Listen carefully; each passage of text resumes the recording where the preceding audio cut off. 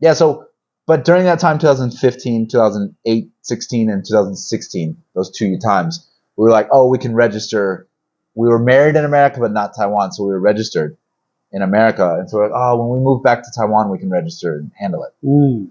We didn't know that COVID would happen.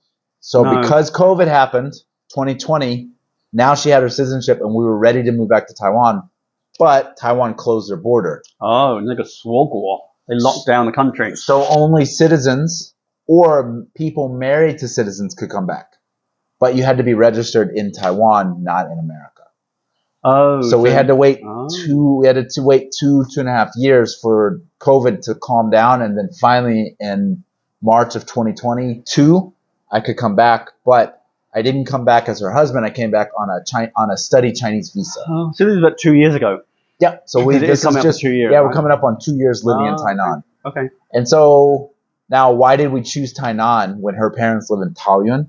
Because her parents live in Taiwan, and you want to. No, we don't want a gap. No. The bigger issue, the bigger reason, motivation is I wanted to learn from my mistake the first time, and I wanted to live in more of a, I don't want to say authentic Taiwanese.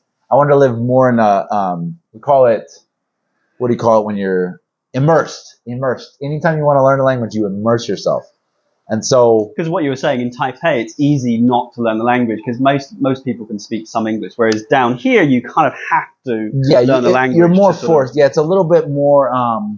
Life in South Taiwan is much easier, much better if you speak Mandarin. If you speak the Mandarin, yeah, at least some. Yeah. So and also Tainan has one of the best language centers, which is Chenggong Dashui. Chenggong. 语言中心 Chenggong 语言中心 is very good. Oh, 语言中心. Okay. So I went there for 6 months. And so I actually signed up for that to get back into Taiwan earlier than coming in with the marriage visa. Visa. Okay. And so yeah, we moved back in March, April of 2022, which was not fun because it was still, it wasn't the Taiwan that I remembered. Yeah, so I had a culture shock the second time I moved here too. I thought, oh, I've lived in Taipei, it's the same, and then Tainan is completely different than Taipei. So I think that's a pretty good introduction. It's great. And thank you for that. It's just. My wife's name is. Should at least say her name. All right. Well, I want to get it in there. I want it on the record. No, fair enough. I'm married, and and her aunts and uncles. So just for this channel, the ideas we have for it are there's a few things. It's like I'd quite like to continue to interview students on and off. That's one part that I think is good. But also, what else? What else do we have in mind? Another thing, like foreigners living in Taiwan. Yeah, living in Taiwan. We kind of want. Yeah, we want to give a little bit of a look into, a perspective of foreigners living here and how, what our daily lives are like. And what we see. Yeah, and what we see, our perspective. And so, learning the language. You've heard us talk a little bit in Mandarin and Chinese. And so I think that'd be good as well. A little banter. Because obviously we're both teachers, but we have experience of learning language as well. And it's like, well, maybe there's a parallel, there's a comparison. It's like, learning a language, learning Chinese, learning English. What are our struggles of learning Chinese? Yeah, what are some different methods? Yeah. 方法. 方法. Yeah, so we also, struggle and can, try different things. And I think I think that would be quite interesting from, to the Taiwanese audience. Yeah, to see also two stupid foreigners struggling to learn Chinese. That way, it's not, it's a little bit difficult too. But it helps as well for teaching as well. It's like, as a student who's struggling to learn a language, it's like, I can understand a perspective of another student trying to learn our language. And also introduce I don't know about James, but I really like sometimes going with my wife to more traditional Taiwanese places like Shimiao. I like to go there and see all the wenhua. That's culture. 传统 customs. Oh, 传统 traditions. 传统. Yeah, traditions. So yeah, we can kind of chat a little bit about that too. That would be really cool, just to go and explore a little bit and be in different locations and say, today we're at this place. We can experience the scooter culture as well in Taiwan, which is even the mask, because it's kind of interesting. That's what made me think about it, because even though it's now 2024, And so the pandemic, like 疫情, was like 4 years ago. A lot of people still wear masks here, and I know it's kind of part of the culture, but it's interesting to just sort of unpack or talk about that a little bit. So really, we're just going to be talking about different things that we kind of feel interesting. Yeah, and obviously, the real point of this is to try to make Ryan more English as well, because American. Sorry. Zero desire to be more English. He's lying. Zero desire. That's one of the things that we have is we have we call it in America we call it arguing, but in the British culture they call it banter, back and forth. We call it reteaching Americans. Reteaching. Yeah, okay. Just a quick question for you: when a lot of your students want to listen to podcasts, do they listen to British English or American English? That's just an honest question. No, that I don't know. Oh, it's American English because it's easier. Well, but I think it's. You're right. There is a big focus on American English, and yet there are a growing number of people over the years who go, "Oh, I'd like to become more familiar."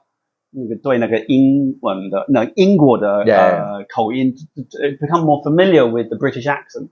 And so it's kind of a special market, a little bit of a special market for people like that. And so niche. We'll call it a niche. Oh, that's a bit of a word.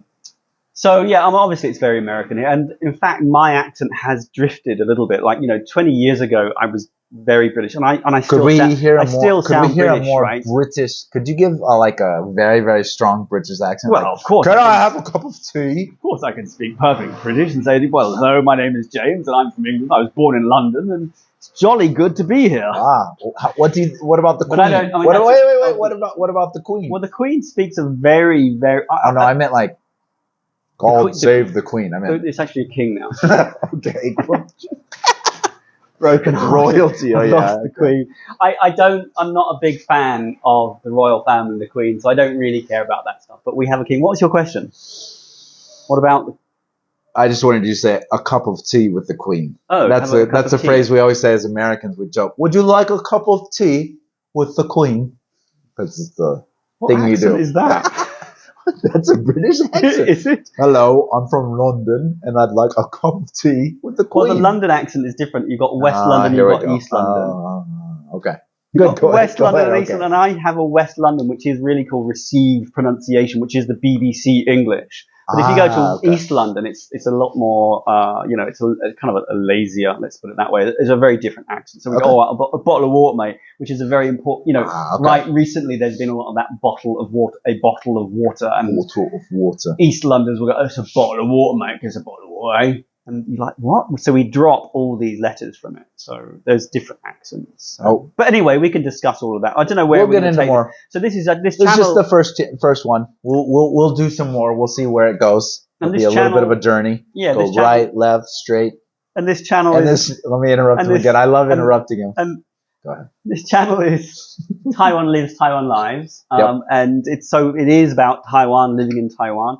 And I hope you've enjoyed this first episode with Ryan, teacher Ryan. I do just want to say a finish up. Yeah, go for it. Yeah, I do want to say that now I'm much older and more mature as an adult. My second go around of living in Taiwan, I absolutely love it here. Found more of a purpose with teaching. When I was younger, in my younger days, late 20s, just kind of had fun. But now there's a purpose behind it, and I really love living in this country and the people. Thank you for that. And that's true of me as well. And actually, I realized we haven't even done the introduction on me, so maybe next time or a future date we can talk about that as well. Okay. But anyway, we'll leave it there today, guys. Thank you very much for tuning and watching it. If you've enjoyed what you've seen, hit the little like button. Press the bell icon. The bell icon. The subscribe. And subscribe if you haven't. Write in the comments how much you love or not love this YouTube channel. Or if you have any questions or comments. Yeah, absolutely. And hopefully we'll see you next time. Thanks very much. Take care. Bye for now. The little heart. Oh, should we do the heart and that? We have to have a little sign off or something.